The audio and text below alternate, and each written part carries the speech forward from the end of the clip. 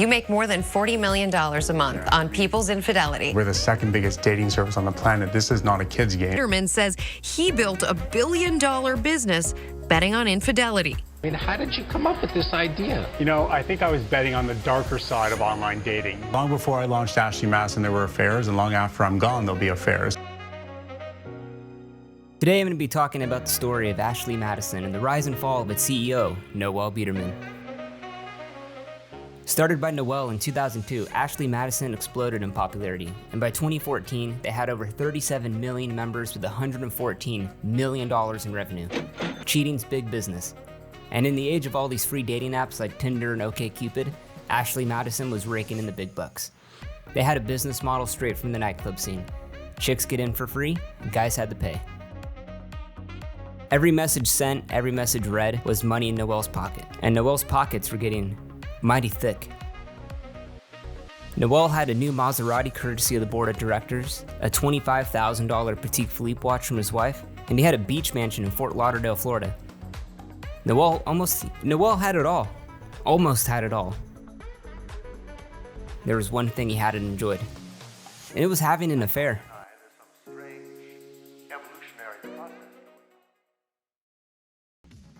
It's July 15th, 2015. Ashley Madison employees arrive at work, turn on their computers, and the lovely sound of thunderstrucks playing in the background. And then a message appears. Ashley Madison must shut down immediately, or else we will release all customer records, real names and addresses, and employee documents and emails. Welcome to your worst f***ing nightmare. The Impact team have just hacked into Ashley Madison, and they set a 30-day window for Ashley Madison to shut down, or else they would release all of the information they had. And within the message, the hackers stated their motive. So just for a quick side detour, if you wanted to delete your profile, they had two options available. You had your regular delete, and then you had the full delete option. Noelle explains it best to Adam Carolla here. I don't just delete it like every other service on the planet. I'll go back and recall every message or image you ever sent to anybody. Make it like you were a ghost, you didn't exist. We'll take back every message you ever sent, every photo you ever shared. We actually erase it from our own servers.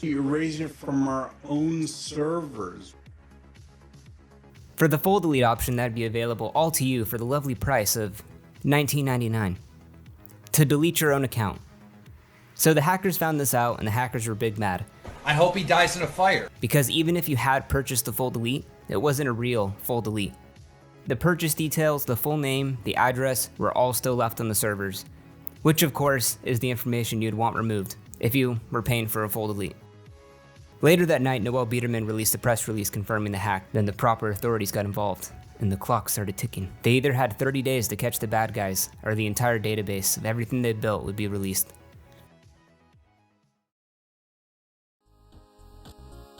So a month goes by, and the leads go dry. Noelle doesn't know what to do, the authorities don't know where to look.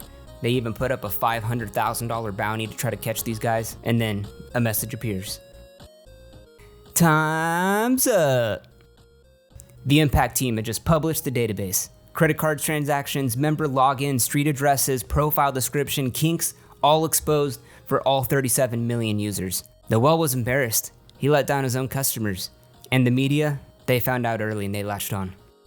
This is not something to take your life over. To anyone caught up in the Ashley Madison scandal. Ashley Madison is reeling from a huge data breach. AshleyMadison.com executives confirmed this morning that their website has been hacked. Ashley Madison's slogan is, quote, "Life is short, have an affair." But some questions arose. Who had an account on Ashley Madison? Did my spouse have an account on Ashley Madison? And after a day-long media frenzy, security researcher Brian Krebs came out of the box and confirmed the data was real. The Impact team had impacted Ashley Madison. It then came out that hundreds of Republican, Democrat lawmakers, mayors, judges, NASA employees, billionaires, school employees, White House staff, military, and even ministers had accounts. But the real question that everyone wanted to know was that did celebrities have accounts? And yes, they did. So we're gonna start off with Josh Duggar from the hit TV series 19 Kids and Counting. This guy paid over $980 for not one, but two Ashley Madison accounts. Marriage is central to the family. Sam Rader, the Christian family YouTuber with his 2.26 million subscribers, best known for his viral video, pregnancy announcement with his wife. She's really pregnant. Okay, what should I do? How am I going to announce it? My name has been associated with an Ashley Madison account. I did make the account. I've sought forgiveness to God, and He's forgiven me. So I've been completely cleansed of this sin. Then we have Hunter Biden. This is the son of Vice President Joe Biden. This is also the same son who was discharged from the U.S. Naval Reserves after testing positive for cocaine in 2013. But Hunter denies any wrongdoing, and I kind of believe him. He said that someone hacked his account, someone stole his identity, and then they even stole his credit card, so there was a credit card associated with the Biden name. Biggest of all is Gianni Lavelle. I really don't know this guy, but I guess he's the husband of Snooki. Snooki's pretty famous, so he's kind of a celebrity by marriage. So within the days, websites were created that could search the database so you could see if your own spouse was cheating on you. And in one instance, a radio station in Australia was taking calls live on air to search the database. And they got some positive hits on the air. We've got his details here. And we've put him into the... I feel like we're on Jerry Springer, man. I feel like we... Because this is weird, because we're putting him into this website right now, and his details have revealed... Put it in. That he's actually on the website, Joe. Are you serious? Yeah, I'm sorry. Are you freaking kidding me? Yeah, no, These websites are disgusting, and that girl that called before, she should be ashamed of herself. Yeah. Oh, Joe's gone. Oh, I don't know if we should have done that. It's August 20th, 2015, and data dump number 2 is released. And unlike the first dump, which was just user data, this was a 20 gigabyte torrent file about Noelle, of Ashley Madison, and all of their corporate practices. And digging through this trove of data, revelations were made. Came out that a lot of the profiles on Ashley Madison for women, they weren't actually women, they were really bots. Fembots, if you will. Well, Noelle called them engagers, and they were used to message male customers on the site. So remember when I said that every customer that had to read or send a message had to pay? These bots would send a message to the male customers would have to pay up to see the message, and Noelle made money. And they had over 70,000 of these fembots that sent male users millions of fake messages to get them to pay up and to create this illusion of this vast playland of the available women and hot singles in your area. These fembots are risen from the ashes of the abandoned and fraudulent profiles in the company's database. But despite the complex AI and machine learning, the bots didn't always work out as planned. Though they were designed to only contact men, I found on 857 profiles that the bots were actually lesbian. And then on 69 occasions, I actually found the bots messaging each other, so perhaps they were making an escape plan.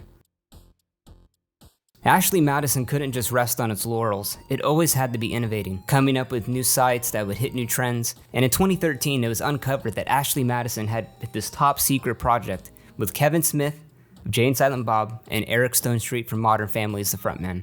The website would be called guysforlaughs.com. But then Kevin Smith dropped out last minute, and then they worked on Joe Rogan, but the whole project just kind of fell through. Behind the fancy cars, expensive houses, his wife, magazine spreads, Noelle lived this double life. And in this double life, he aspired to be a screenwriter, writing works that today could be considered literary giants in their time. Ashley Madison Agency, inspired by actual events. This was a concept based on a website called ChristianCanoodle.com, and it was a Christian dating website that was failing. And the premise would be that they would replace their creative director with Franco DeFranco. And then he comes in, turns the company around, and it becomes a huge success. Here's a little quote from the screenplay. But the company hasn't heard of him before, probably because they don't travel in the genius circles. But when he comes into the office, it's not what they expected. He's a little person. It's an actual quote. They were going to have lead actors such as Danny Woodburn from Seinfeld, Will Arnett from Arrested Development, Mary Louise Scranton from Dream On. And in the screenplay, Noelle is described as a family man who's happily married with his 2 children. Or was he? Though his website markets infidelity. Ironically, Noel Biederman says he and his wife Amanda are happily married and completely faithful. What if your husband cheated on you? I'd be devastated. I would be devastated if he did it to me. But it turns out Noelle was lying, because at the time of that exact interview, leaked email suggested that he had a 3-year relationship with a Toronto escort. He met the woman at a spa in 2012. Her name was Melissa from the spa in the emails. And over the course of 3 years, they had tens of dozens of rendezvous across hotels all across Canada. But then they had a falling out 2 years later from this interview because her boyfriend became concerned that he might find out. This is what she said: "He's very intuitive and almost found out last time. I'm sorry, I don't want to lose him. And as much as I need the money, I talked to him this morning and my sense of guilt made me imagine that he knows." But Noel, he was not satisfied with this and offered her a job at Ashley Madison, writing to her, "I will have a good signing bonus for you." But then she declined the job. It's not really clear why Biederman would engage so boldly in these conversations through his work email account. The guy prided himself on being secure, being private. We do a good job of helping you keep it secret. But any sysadmin at the company could have obviously seen these emails, so I guess that's what you get. The day after all of these leaks came out, the Ashley Madison campaign was unleashed. It was a new campaign they had for the new 2015 year, and there was billboards they put all across the United States with his wife modeling in them.